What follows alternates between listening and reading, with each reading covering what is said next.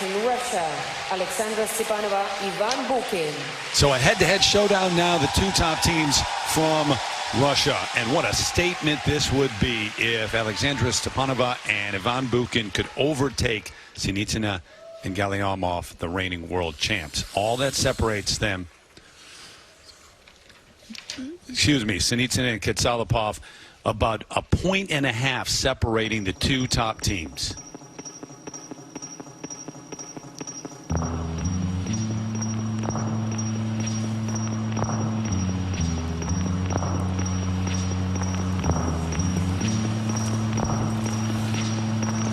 Tanith, Johnny, you think it's possible? Anything is possible, Terrance. It's sport. An ice dance, you really never know.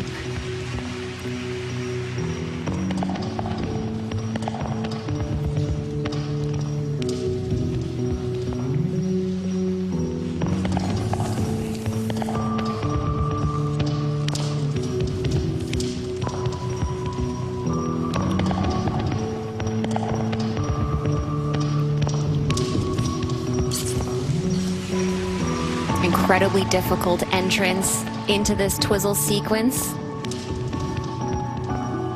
In the free dance, teams are required to make contact between the first two twizzles, but different teams do it to better effect with the creativity. This was a really strong element.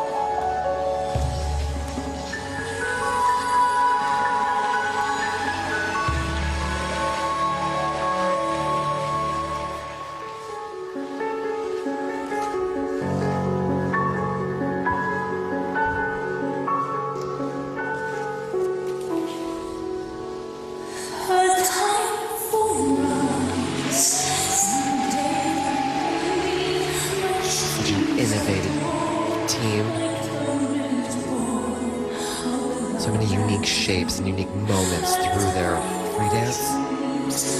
Helps them stand out from the pack, certainly.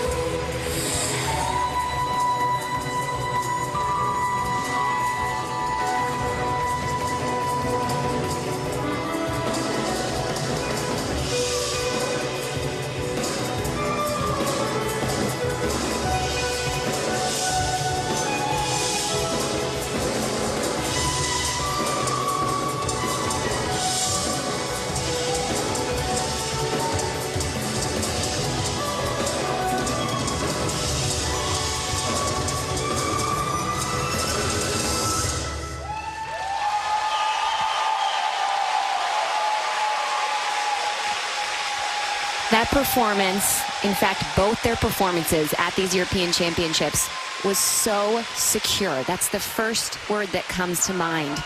Just such a solid team. They overcame some obstacles earlier on injury, illness, scores that they weren't happy with, but they stayed the course, and that's the real job of an elite figure skater, is to stay committed to the process. And by skating the way they did today, they proved that they have that ability and that maturity. I just feel like this was a brilliant display today. It's so hard to choose pieces of music that are a little bit nondescript and really make them work. And it's a testament to how talented they are, how innovative they are. And I loved every second of this. At the beginning of the season, I wasn't quite sure how I was going to respond just because I know these pieces of music. We have a map of the piano and a time for us, and you never quite know what people are going to do with things like that.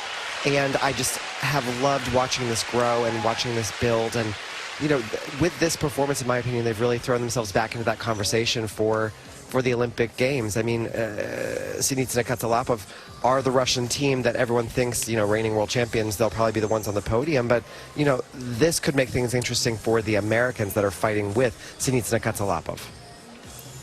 Stepanova, Bukин, not unlike in this way Guignard and Fabry, are one of those teams pushing themselves and are right at that precipice where if any of those top teams, the Americans, Tanith, Katsalapov, if they make a mistake, they're right there, ready to walk through that open door. And that is really the best position they can put themselves in heading into an Olympic Games. I will say the performance itself, the skating, and the way they interpreted their choreography, for me, was really the standout.